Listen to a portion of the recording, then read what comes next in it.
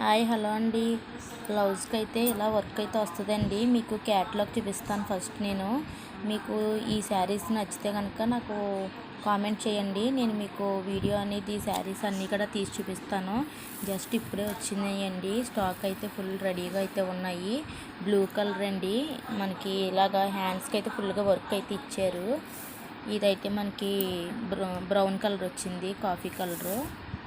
ఇదైతే బ్లాక్, అలానే grey colour వచ్చిందండి. ఇదైతే గ్రీను. ఇది కూడా మనకి బ్రౌన్లోనే షేడు వచ్చిందండి. చాలా బాగున్నాయి శారీస్ అయితే.